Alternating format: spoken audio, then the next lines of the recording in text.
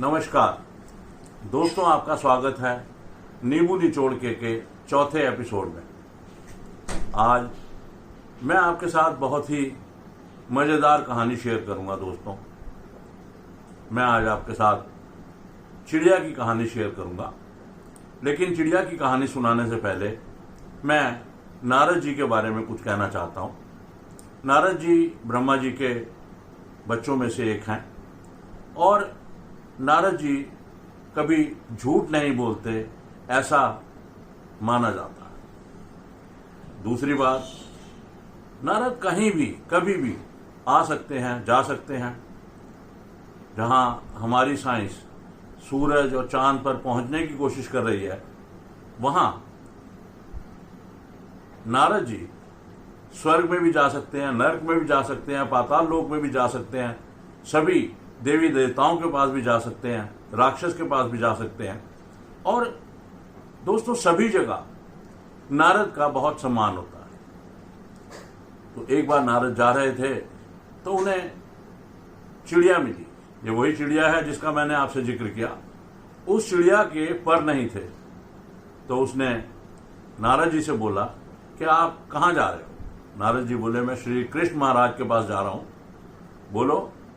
चिड़िया बोली, महाराज अगर आप जा रहे हैं श्री कृष्ण भगवान के पास, तो वो तो भगवान है, आप उनसे पूछेगा कि उन्होंने मुझे पर क्यों नहीं दिए। नारद जी बोले, ठीक है, मैं उनसे पूछ लूंगा। नारद जी कृष्ण महाराज के पास पहुंचे और कृष्ण महाराज से बोले कि महाराज, आप तो समझ ही गए होंगे कि मैं किस चिड़िया की बात कर रहा हूं, तो आप बतलाएं कि उसको इस जीवन में पर क्यों नहीं मिले। कृष्ण भगवान बोले, नारद, इसको इस जन्म तो क्या, इससे अगले जन्म में भी जो उस जीवन का सबसे बड़ा सुख होगा वो प्राप्त नहीं होगा। नारद बड़े हैरान हुए, बोले, कृष्ण जी ऐसा क्यों। तो कृष्ण जी बोले कि ये बहुत ही नाशुक्री चिड़िया है। ये कभी भी किसी भी बात का शुक्रिया अदा नहीं करती, इसलिए इसका ये जीवन भी बेकार रहेगा और इससे अगला जीवन भी बेकार रहेगा। ये चिड़िया इस जीवन में नहीं उड़ पाएगी। नारद जी क्योंकि झूठ तो बोलते नहीं हैं, तो नारद जी ने अपना रास्ता बदल लिया और दूसरे रास्ते से जाने लगे। लेकिन उन्होंने देखा कि चिड़िया फुदकते फुदकते उनके दूसरे रास्ते पे भी आ गई और नाराज होने लगी। बोली, नारद जी ये क्या, मैं तो आपकी इंतजार करती रही और आप तो रास्ता बदल के जा रहे हैं। नारद जी बोले, देखो, मैं झूठ बोलता नहीं और सच कड़वा था और मैं तुम्हें बतलाना नहीं चाहता था। चिड़िया बोली, जी ऐसा कैसा सच है जो कड़वा है, आप बतलाएं, मैं सुनूंगी और मानूंगी।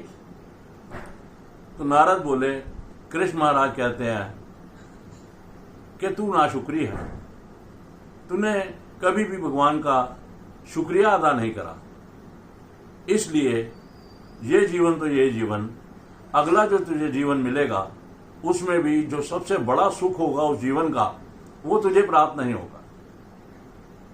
चिड़िया बोली, नारद जी मुझे तो ये ज्ञान ही नहीं था, अब आपने बतलाया है तो मुझे ज्ञान हुआ है।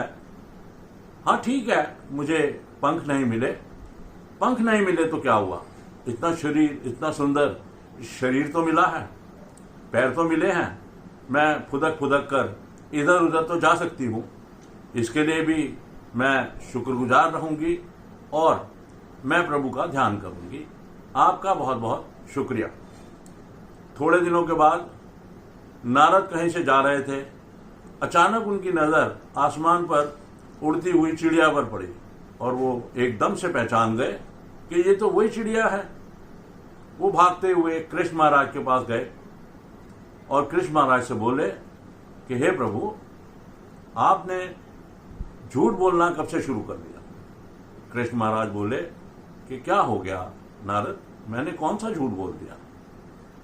नारद बोले, कृष्ण महाराज, आप वो चिड़िया की तो बात याद होगी आपको। बोले, हाँ मुझे याद है।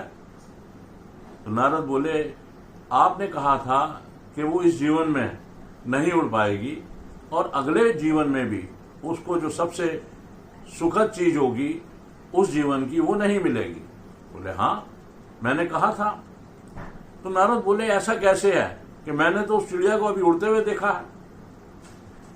कृष्ण महाराज बोले, नारद जी, जब आपने उसको ये बतलाया कि वो नाशुक्री है और प्रभु का नाम नहीं लेती, उसके बाद उसने निरंतर प्रभु का ध्यान किया और शुक्रिया अदा किया, जिसकी वजह से उसके सारे पाप कट गए, उसके सारे दुखों का अंत हो गया और उसको पर मिल गए और उन्हीं परों से वो उड़ रही है और अगले जीवन का जो श्राप था वो भी उसका समाप्त हो गया। अब अगले जीवन में भी उस जीवन का जो सुख होगा वो उसको जरूर प्राप्त हो।